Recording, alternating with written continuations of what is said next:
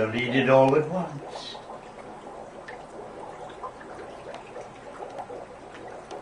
Once upon a time, not too many years ago, in a small town in rural Southern California, there was a young couple who were very much in love. The girl's name was Enid, and the boy's name was Bob.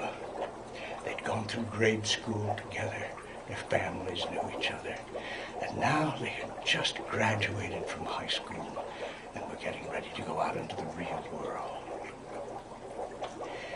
One Saturday night, they'd gone to a movie. And after the movie, they got in Bob's car. And they drove out into the country and up the hill to a secret place they always went to. And they got out in the beautiful night and were sitting in the car and were holding hands and looking at the beautiful stars, listening to the music on the radio. And all of a sudden an announcer came on and said, "We interrupt this program to bring you the following special announcement. The county sheriff has asked all residents in nearby counties to be on the alert for an escaped rapist and serial killer who has escaped from the county hospital for the criminally insane. The man's name is Leonard. He is 6'4" tall, weighs 185 pounds, and is easily recognized by the fact that his right hand is missing, and in its place is a large steel hook. If you see this man, be sure to warn..." Bob laughed and reached over and turned off the radio. Said, "Isn't that silly? The man doesn't have a last name." And then he reached out to put his arm around Enid because he thought she might be frightened and want to snuggle now. But Enid said, "No, stop, don't do that. I'm scared. Let's get out of here. Let's go back to town." And Bob said, "Oh, honey, don't be silly. Why would a man walk all the way up the hill here to this lonesome place where there's nobody but two kids sitting in a car late at night?" And Enid said, I know, let's go, let's just go."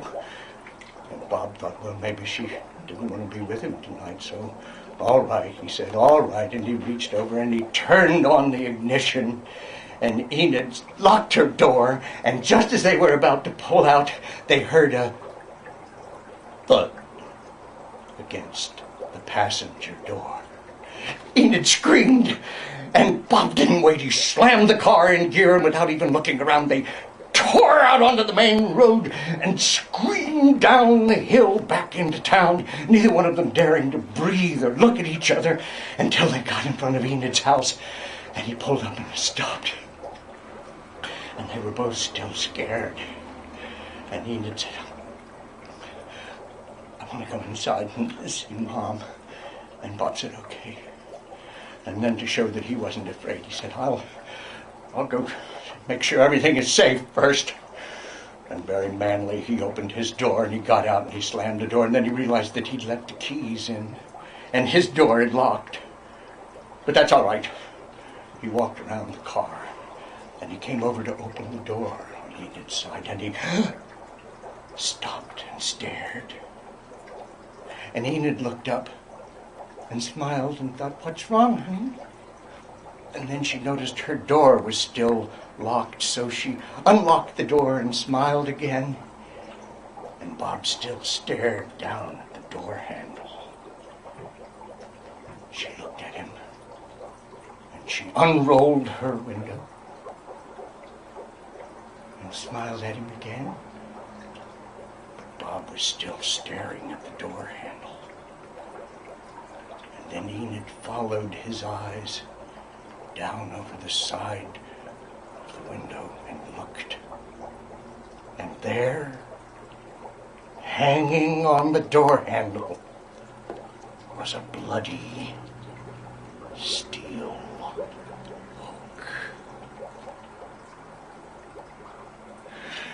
Bob and Enid got married and still live in Southern California.